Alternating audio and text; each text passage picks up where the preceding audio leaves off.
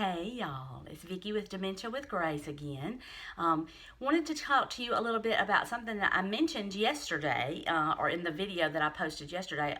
That was episode 5 about wandering, pacing, and elopement.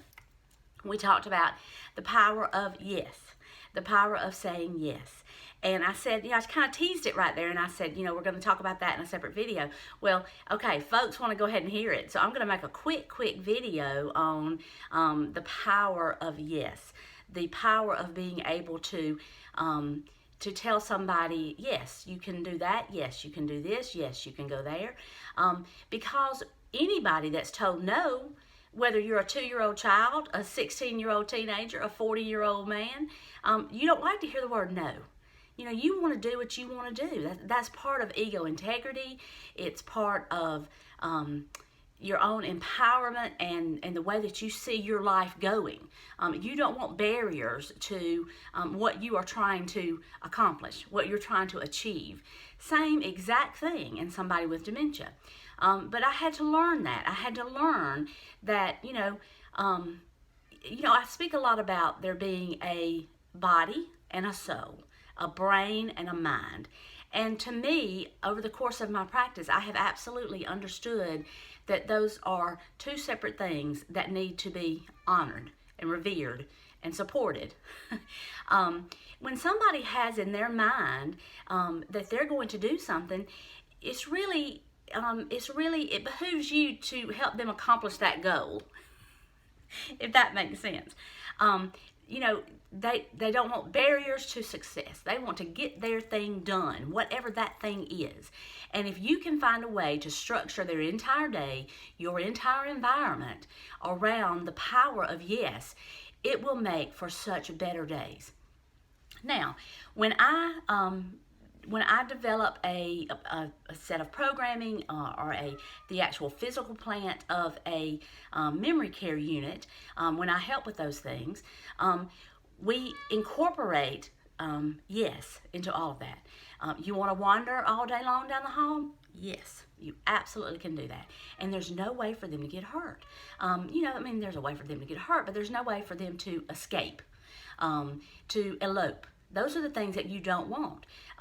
But you don't want to restrict the movement. You want to restrict access to dangerous things so that if they want to pace up and down the halls all day long, there's nothing that is going to impede them. And we can say, yes, enjoy yourself. We'll be right here when you get back to the end of the hall. And because they're being told yes, there's not that pushback of, I am going wherever I want to go, and you cannot keep me from going in that direction. So there's no reason to. We have secure units that the doors, it's usually one straight hallway, and that hallway is secured on the end of each hallway by a locked door with a keypad, so that they can go up to that door, maybe push it and realize that it's not open. Well, they would then turn around, and there's no impediment to see who can help me with this door. They see the staff on the hallways. You could do that same thing in your home. When they get to the door, if they're pacing, wandering, and they get to the door and the door is locked, they're going to find the person who can open it. And usually that's you or maybe another family member in your home. We're talking about in a home setting. They're going to find you. And so when they find you and say, hey, I can't get out the door, that's the opening for you to say, we've been having some trouble with that door. Where are you headed? What do you need? What are you trying to accomplish, in other words, so that you have the time then to intervene and say, before you go, let's get a cup of coffee. Or, hey, before you go, would you look at the sink, because I think it's dripping, and maybe turn the sink knob on and let it let it drip a little bit. Let them fix it. Okay. The whole notion is redirection, and the power of yes, and saying, yes, you can go, but first, would you do this? First, let's do this. First, let's finish this puzzle. First, let's get a bath. First, whatever you need to accomplish. Let's have lunch. Whatever you need to accomplish. But you are not saying no, you are saying wait. It's that same thing when you were a teenager, and you wanted to ask, you had to ask your mom or dad, can I borrow the car? And they wouldn't say yes, they wouldn't say no, they would say maybe. Well, that's basically what we're doing. We're saying maybe, but in a minute, let's do this. And what you're doing by doing that is interrupting that behavioral loop. If they have something on their mind that they have to go and do something out of doors, and it's not something that you can allow them to do, you just need to interrupt that behavioral loop. And 9 times out of 10, you're going to get them on to doing something else, and they will forget that they were headed in that direction. Again, because behavior is because of an unmet need. And if you meet those needs for companionship, for familiarity, for toileting, for whatever they need, you've got it handled. And that's what they want to know. Their whole feeling is, I've got to do something. I've got to handle something. I've got to fix something. And when you are handling it, fixing it, then it takes the onus off of them, and they can do what they want to do. Most of the time, when behaviors escalate to what is called a catastrophic reaction, it's because they have gotten so worked up that they can't calm themselves down. That's when, in the home, they hit people, or they, the paramedics have to be called. It is so unnecessary. I mean, we can absolutely interrupt that and calm that down and figure out how to fix what's going on for them in that moment. Okay, another example of the power of yes. Most folks at stage 4 or 5 want to hoard things. I don't know exactly what the etiology of that is. I think a lot of, if you have to think about the generation that we're taking care of now, most of them lived through the Depression, at least the end of the Depression or the results of the Depression, where there was not a lot of things to be had. Even if you had the money to buy them, they weren't there to be had. And so, nobody wastes things much anymore in this generation. I mean, if you have an extra pack of crackers on the table, they're going in a pocket. And if everybody else at the table had those crackers, all of those crackers are going in their pocket. There's nothing wrong with that. Nothing wrong with that. If they want to hoard all the straws, if they want to hoard all the forks, if they want to hoard all the crackers, let them do it. Give them a pocket to keep it in. And yes, you want all those? Yes, thank you. I'm so glad those are not going to waste. That's so helpful. That's so useful. Because everybody wants to be useful and helpful, right? Everybody does. So, you let them know, yes, you can do that. You want to wear 3 layers of clothes? Absolutely. I think that's a great idea. What is it hurting? That is what you have to think about. I get called into situations where well-meaning caregivers in the family, in a family caregiver or a professional caregiver is very well-meaning, and they're very upset because, Mama is, Mama will go to bed tonight, but she won't lay her head on the pillow. She wants to lay her head on the foot of the bed, and I just know she's not resting, and I don't know. I just feel like I need help with that. Help me figure out how to get her to lay her head on the pillow at night. My next question is, why? Why does that matter, where she lays her head? If she's asleep, she's resting. And that's the goal. You have to think of the end goal, how to get to that end goal, and not overlay the situation with what you think is right. As long as it's safe, it's fine. If she wants to sleep in her clothes that she's had on all day, there's nothing wrong with that. If she wants to sleep with 15 quilts, there's nothing wrong with that. If Daddy wants to sleep in the recliner every night, there's nothing wrong with that. Nobody is going to come into your home and give you a demerit for the fact that your daddy is sleeping in the recliner and not on the bed. But I cannot tell you how many people are so rigid about that. And I'm not fussing at you. You are the way you are, just like they're the way they are. And I'm giving you the power to say, in the big scheme of things, it's better if I can say yes and agree with the behavior, agree with the action, and have peace in the home, have peace on the unit. That's what it's all about.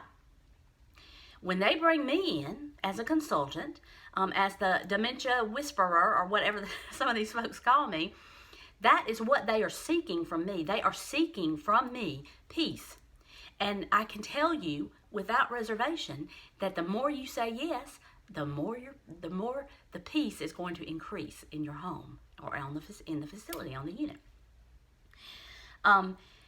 One other situation that I would say comes up sometimes is, they want to, they want to do something that we cannot allow. Like, there are folks, and we've talked about this in other videos, that strip off. They just don't want their clothes on. They don't want their glasses. They don't want their teeth. If they have dentures, they don't want their dentures. They don't want their hearing aid. All of those things, they don't want it. Well, it's okay if they don't have their glasses, but they need them. Pretty much, you need to set things up in the unit or in the home, and so that they can get things that they need without having to have their glasses. Hearing aid, same thing. And please, when somebody has a hearing loss and they're not wearing their hearing aid, let me give you a little tip here. Don't talk louder, talk deeper. Get your voice really deep. I have a little bit of a throat issue this morning, so I can kind of get a little bit deep. But normally I'm up and I speak high. Most women do. But even a woman can lower her voice a little bit, get right in their face so that they can see your mouth moving. They don't have to wear their hearing aid.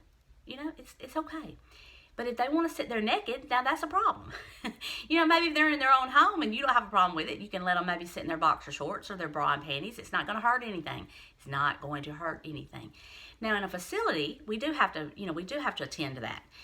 We need to make sure that they're not too hot, that their clothes are not itchy, that they're not having something too tight or too loose.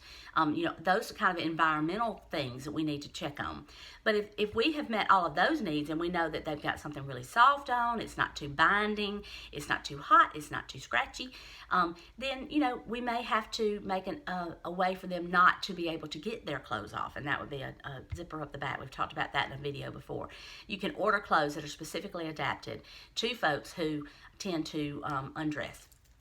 And there are, it's usually, it looks like a normal blouse or a normal man's shirt, and then up the back it's buttons or Velcro or something like that, and it's just harder for them to get it off. Then give them something else to do. Interrupt that behavioral loop with, hey, let's work on a puzzle. Let's, talk about what happened, on this day in history. That's something we do in facilities. That's something I implement in facilities. It's a newsletter, or the newspaper, or a magazine, or some crochet. There's a lot of people that just, if they had their crochet needles and a spool of yarn, they would just sit there. It may not even come up to anything. They may not remember stitches, but the action of having that in their hand. A man putting together, matching lids to something, just something like that, that they can keep their mind busy and their hands busy, will keep them away from their clothes and taking off their clothes. It's going to give them something to do with their hands so that they're busy. Their mind is busy. Their mind is engaged. And so, anyway, those are just some of the things that I wanted to bring to you this morning in a quick little video, because I have learned the power of yes. I have used yes to great results, great success.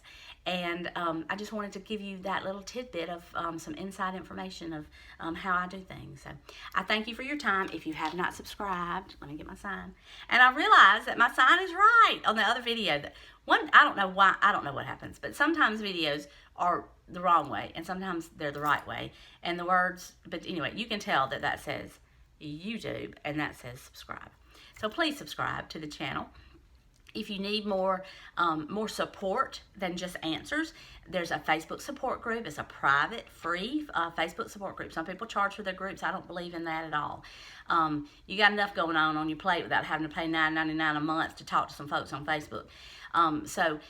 Y'all come on and join that. It's a robust group. I'm in there every day talking to folks. And answering questions. And sometimes you just want your questions answered. Similarly, if you don't want to post a comment below with your question because you feel like that somebody may see you, you have a need for privacy, and I understand that, and I respect that, and I have allowed for that. Go to my Facebook support group, join the group, and then just private message me. You don't have to support, you don't have to be a part of the support group if you don't want to. But that's a really good way of getting me. You can also get me privately at Vicky at dementiawithgrace.com. That is my private email address. I can answer questions through that scope too.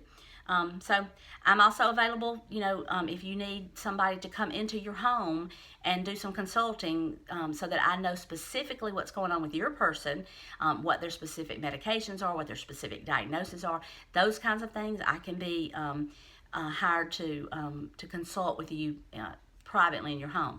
If you're not in the in the Alabama area, we can do it over FaceTime. We can do it over Skype. Let me know. Let me know what you need, and I will definitely try to meet those needs. That's what I'm all about. I'm a need meter. I try to be anyway. I try to be. All right. Y'all have a wonderful, wonderful day. I love doing these for y'all, and let me know down below what else you want to talk about. I've got some things on the calendar that I'm going to talk about, but I certainly, just like this was not planned, and there was so much good feedback on, hey, what was that power of yes that you mentioned, that I wanted to do this video for you. So I try to be very responsive, okay? All right. Thank y'all so much. I really appreciate your time. Y'all have a wonderful, wonderful day. Love you. Bye.